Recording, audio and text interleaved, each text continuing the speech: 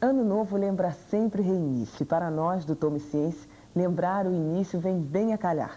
Preste atenção nesse depoimento de Nelson Maculan, do nosso Conselho Consultivo, na abertura do programa de estreia. Muitas vezes nós usamos como responsabilidade alguns erros de tomar decisão em cima do computador ou da máquina que não funcionou, quando na realidade o erro foi humano, quer dizer, de quem programou o computador, quem fez. Isso são coisas importantes também que tem que ser levado ao público. Eu acho que isso, sem dúvida, é algo que a televisão também tem que abordar, né? Houve uma falha no nosso último programa. A reportagem sobre o método de despoluição de um lago foi ao ar só com música, sem narração. Tipicamente um daqueles casos em que todo mundo pensa em falha técnica. Mas na verdade não é bem assim. O sistema de som em televisão tem o recurso de 2 canais, ou seja, 2 pistas de som. Um deles pode ter a música, outro a narração. Normalmente, um programa finalizado tem o seu som mixado. Os canais já se apresentam misturados. Isso porque algumas estações de televisão costumam adotar como padrão a exibição do canal 2 de som, enquanto outras preferem o canal 1. Tudo, portanto, fruto de uma decisão do ser humano. No nosso caso, por uma falha humana, não foi realizada a mixagem do canal 1, o adotado pela TV Educativa do Rio de Janeiro, que gera o Tome Ciência para todo o Sistema Nacional de Televisões Educativas. Falha assumida, explicação dada, só nos resta agora corrigir o erro com a reexibição da reportagem com narração e música mixadas no canal 1, como manda a técnica da TV Educativa, integrada por seres humanos.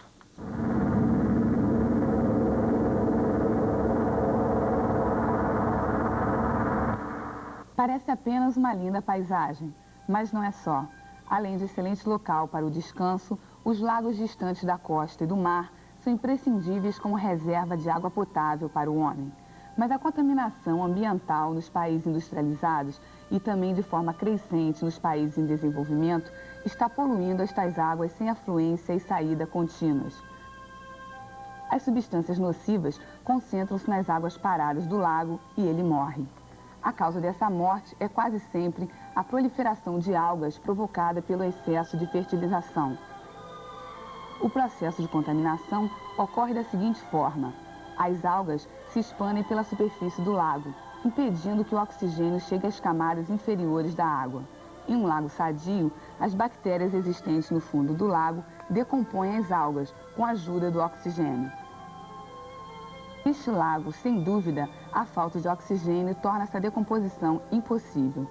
Por isso, formam-se gases tóxicos e os fosfatos, que chegam ao lago por causa da agricultura, já não são decompostos, aumentando assim o crescimento das algas na superfície e praticamente afogando o lago. Aqui pode ajudar uma instalação especial desenvolvida na Alemanha. Com ela, pode-se bombear oxigênio nas zonas mortas do lago. Essa nova máquina, chamada Tibean, tem 18 metros de largura e a forma de uma boia. Uma camada de alumínio a torna resistente à água.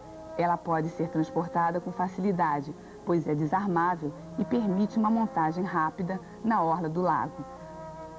Sua construção na água também é fácil. Através de tanques inflados com água, a plataforma alcança sua posição de trabalho vertical em 30 minutos. O bombeamento do oxigênio funciona assim. Na parte inferior da máquina, uma bomba elétrica pressiona a água por um tubo que aspira o ar desde cima. As borbulhas resultantes chegam ao tubo ascensional. Ao subir por esse tubo, arrastam grandes quantidades de água. Na superfície, o gás restante vai para a atmosfera e a água enriquecida com oxigênio livre retorna por outro tubo à profundidade do lago, distribuindo-se em todas as direções. Com esta nova máquina, é possível renovar um lago pequeno em 14 dias, alimentando-o com oxigênio novo. Desta vez, a técnica não destrói a natureza, mas a ajuda. Mesmo assim, seria melhor remediar as causas da morte dos lagos.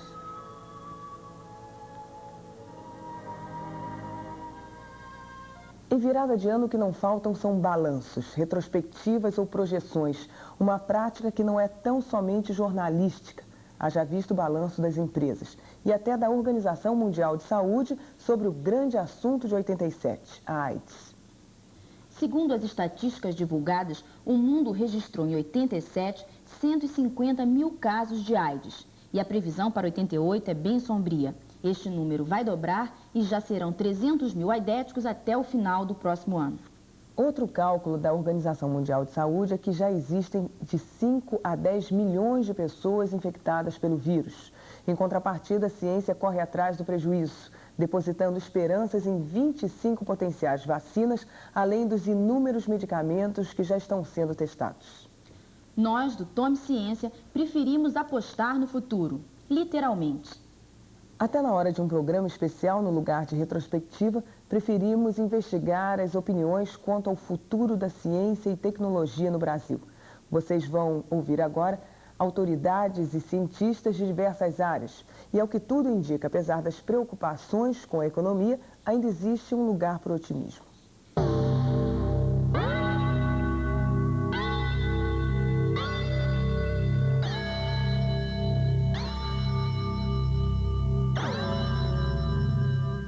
O senhor que foi o fundador do Ministério de Ciência e Tecnologia, como é que o senhor vê a ciência e tecnologia neste ano de 88?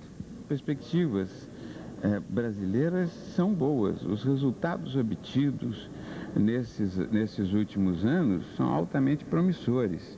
Aí está a indústria de microeletrônica, a indústria de informática, aí é estruturado um ministério hoje com secretarias de novos materiais, de biotecnologia, secretaria de química fina, um ministério que em curto prazo conseguiu obter um debate amplo com a comunidade científica e a comunidade tecnológica e conseguiu construir a confiança dessa comunidade e conseguiu dar apoio aos institutos de pesquisa das universidades.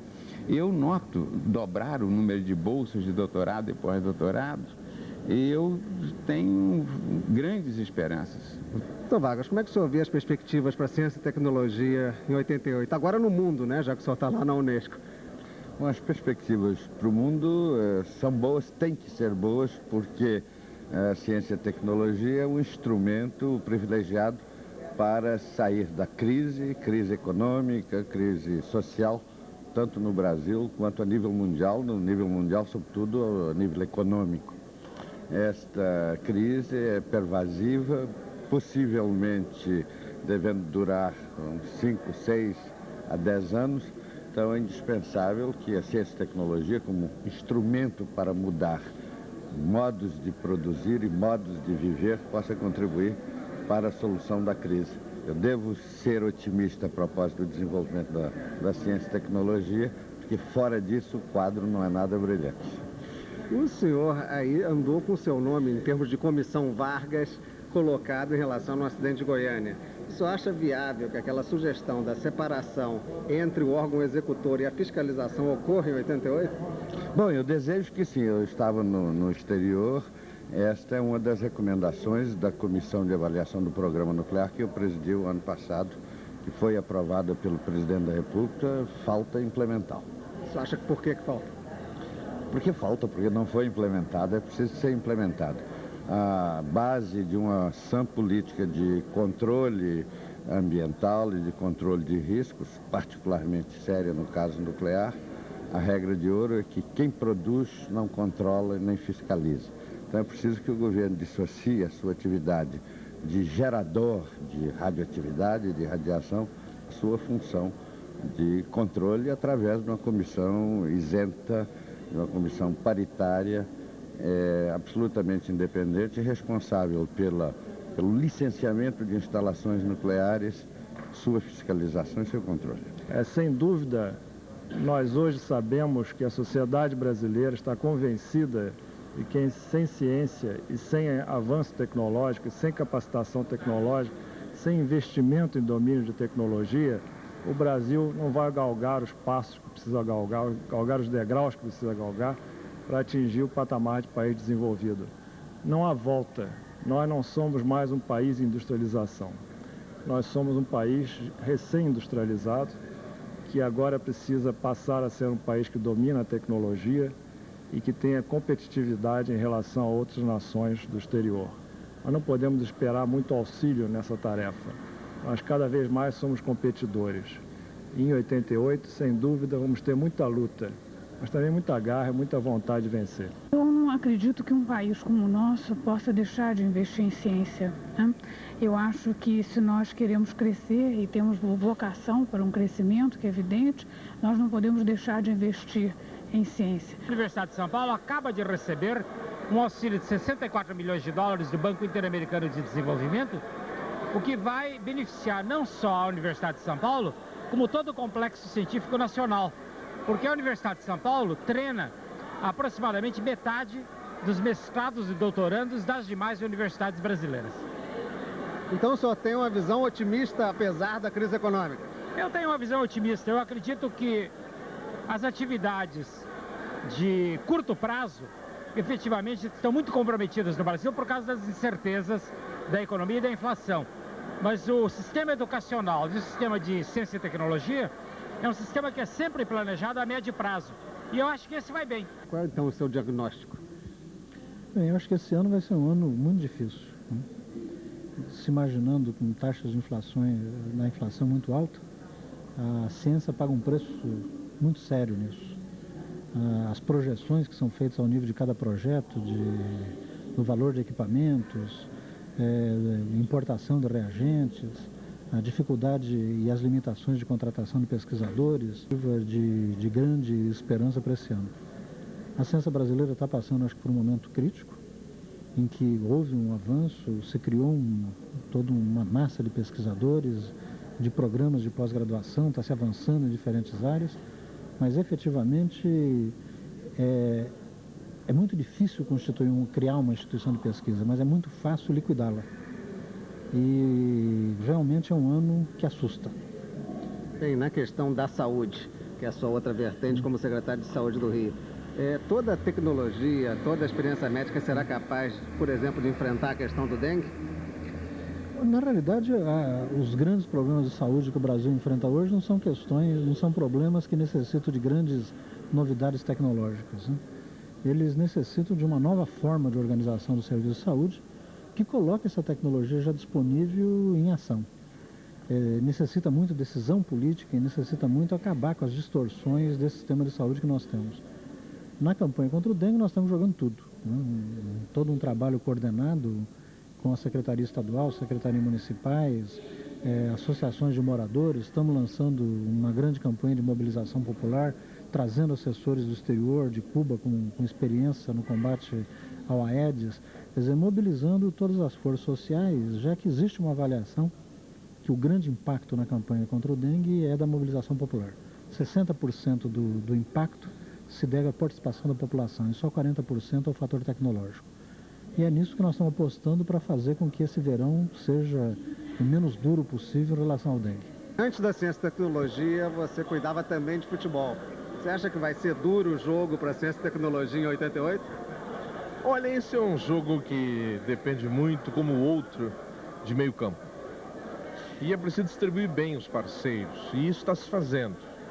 A festa da FINEP é um exemplo. 20 anos de FINEP, 20 anos de incentivo, 20 anos de motivação, 20 anos de apoio. E estava todo mundo. Mudou o ministro, mas não mudou a política, o que é ótimo. E o que é importante, eu acho, é que todos nós estamos desenvolvendo uma consciência do que nós devemos fazer e qual é o nosso papel em tudo isso que tem que ser feito. E acho que estamos avançando. É um meio de campo bom. Tem bons marcadores e bons lançadores. Se depender de um centroavante capaz, que seria um aumento ainda dos investimentos, talvez do Fundo Nacional de Desenvolvimento Científico e Tecnológico, eu acho que dá uma olhada. Bem, são otimistas ou pessimistas as suas visões para o futuro da ciência e tecnologia esse ano? Pelo que eu conheço da capacidade de resistência da comunidade científica, acho que é uma das poucas áreas que se vai manter. O ano de 88 vai ser um ano muito difícil, muito duro, que tem problemas de financiamento grave, déficit público, descontrole financeiro, encilhamento externo. Mas o ministro, com a comunidade científica, com a FINEP, com o BNDES, com a velha tradição de resistência, acho que mantém. Uma das poucas coisas que conseguiu sempre resistir, mesmo no tempo do autoritarismo, foi a questão da ciência e tecnologia, porque a comunidade científica tem conseguido batalhar. Eu espero que não estejam cansados e que batalhem, porque está previsto no orçamento recursos suficientes. O problema é que vai ter que entrar na fila do Tesouro. Então, obviamente, que em última análise iremos ao secretário do Tesouro pressionar.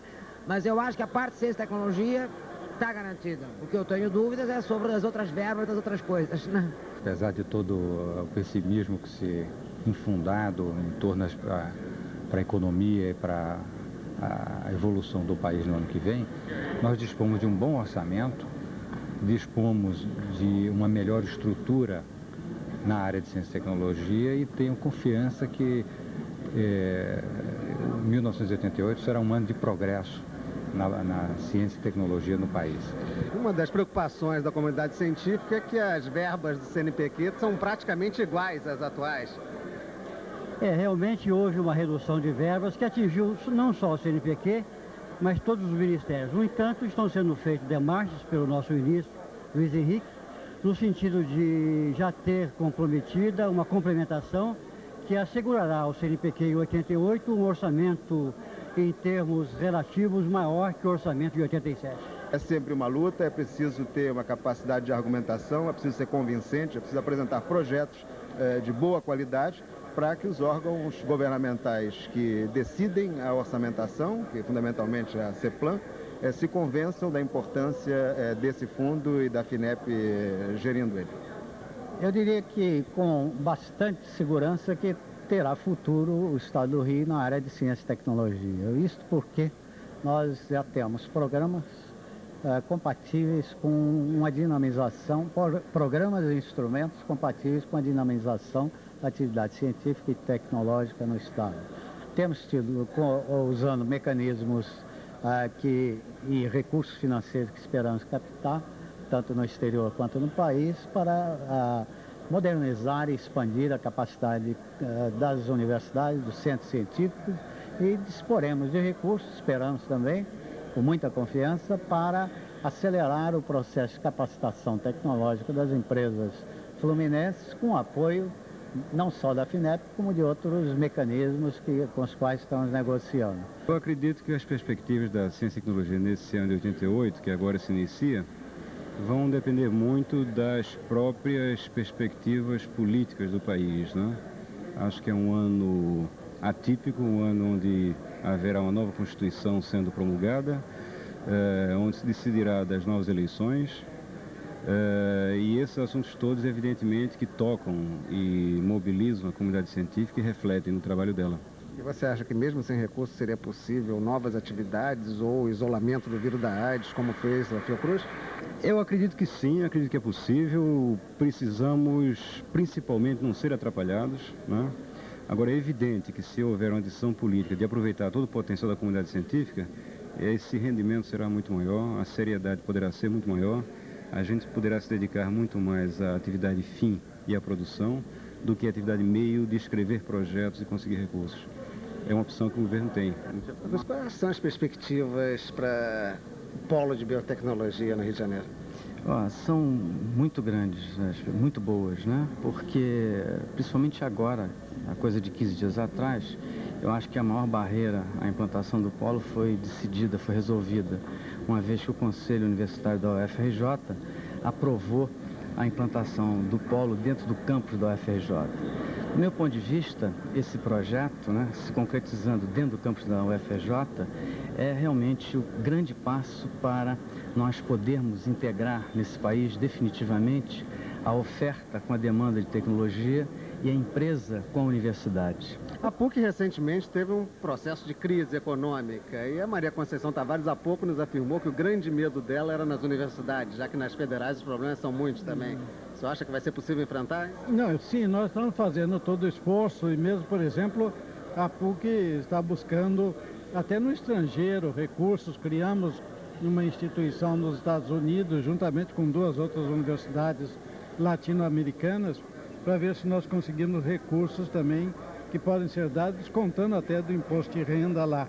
E este ano estamos pretendendo fazer uma campanha financeira, uma coisa que seguramente atrairá da parte dos empresários, das forças vivas da nação, a atenção para a universidade e para a necessidade de apoiar os programas da universidade. Você acredita nas medidas concretas, não vai ser preciso rezar muito?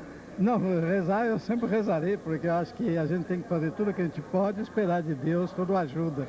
Mas eu acho que nós vamos trabalhar, da nossa parte, estamos fazendo todo o esforço para fazer com que a PUC continue a trabalhar.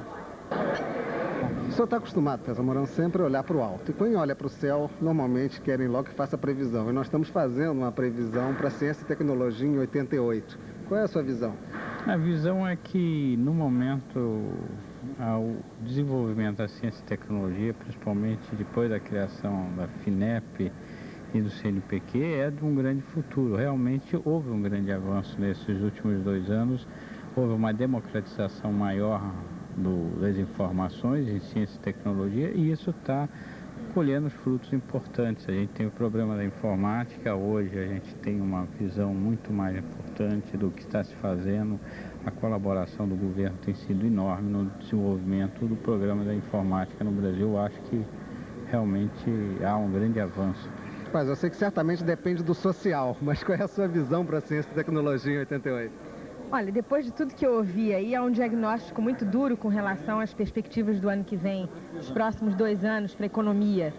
Mas o que ficou muito claro é que o investimento em ciência e tecnologia, exatamente porque o problema econômico é grave, ele deve ser mantido, porque é um investimento de longo prazo que pode garantir realmente uma continuidade, um aprofundamento, uma melhoria dos recursos humanos, da produtividade, que são fatores essenciais para que a gente possa, inclusive, sair dessa crise. Em 87, eu acho que houve um avanço sério, bom nas pesquisas, e para que esse avanço continue, é necessário manter um crescimento nas áreas de ciência e tecnologia, principalmente na área de bolsas, equipamentos, viagens e livros, biografia, nessa parte que é muito carente no país. A comunidade toda sabe, o Ministério conseguiu aprovar o Programa de Formação de Recursos Humanos de Alto Nível, ou seja, que pretende quadruplicar até 1990 o número de bolsistas. E isso coloca uma tarefa para o FNDCT de suma importância, ou seja, na medida que nós estamos formando mais recursos humanos, que é uma função essencial do sistema de ciência e tecnologia. Sem recursos humanos não adianta fazer pesquisa, mas isso está colocando o problema de que eles vão voltar. Em voltando, nós temos que criar também condições de que eles possam pesquisar para que esse dinheiro não seja desperdiçado. Quer dizer, nós não vamos formar recursos humanos para que ele, quando voltar, não tenham condições de pesquisar e tenham que sair do país. Então, eu acho que o FNDCT, se nós quisermos fazer um planejamento equilibrado e que não cause grandes distorções, terá que crescer na medida, inclusive, de que para absorver esse pessoal que vai voltar. Na divulgação científica não há concorrência. O Celso Brandão é o editor do Globo Ciência.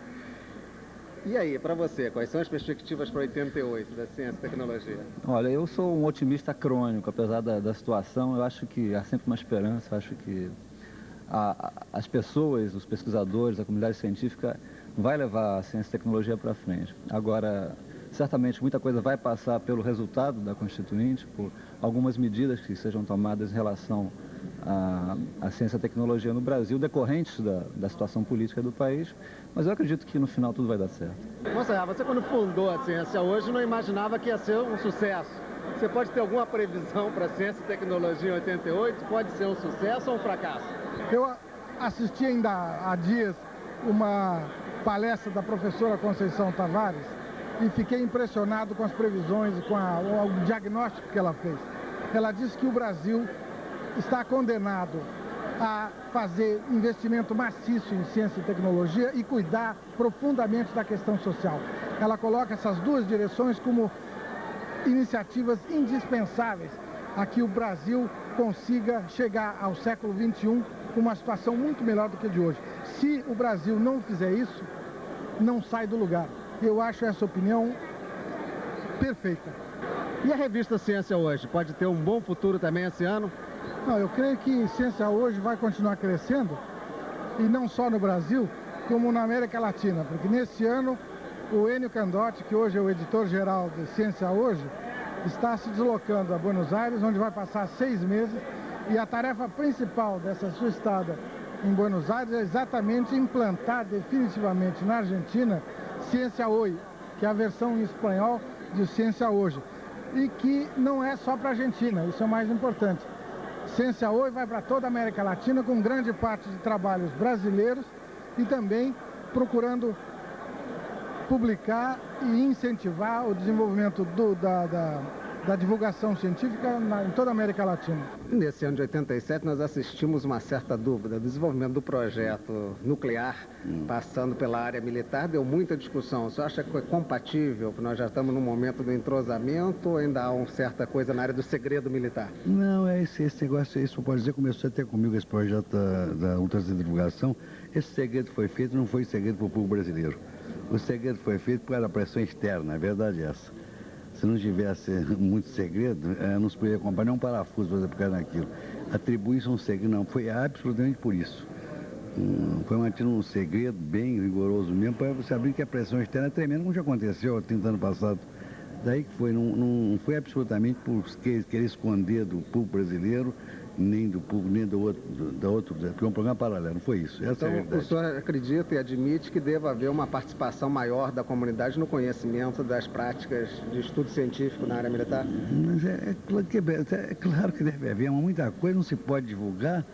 Não, isso precisa ficar bem claro, não é ficar omitindo do público, não, porque às vezes não pode falar, vai impedir do país, da nação. Esse caso foi típico. O segredo que foi mantido aquele projeto foi para evitar pressões externas. A verdade foi essa. Não quisesse omitir do público, não. Senão estava abordando o outro, que faz tudo para não fazer nada, faz tudo para não caminhar para frente. Principalmente caminhamos muito. Eu acho que a grande notícia que a comunidade podia ter era essa, né? De que o programa de bolsa de estudo terá ampliação no ano que vem. Pelo menos é o que está negociado até agora. E nós estamos fazendo uma administração participativa, porque a grande luta da comunidade científica foi essa, no sentido de democratizar as ações no campo científico, de ampliar o grau de participação, de discussão, de transparência. E essa é a marca que nós podemos oferecer hoje e para o ano de 88. E nós também temos algo para apresentar para vocês em 88.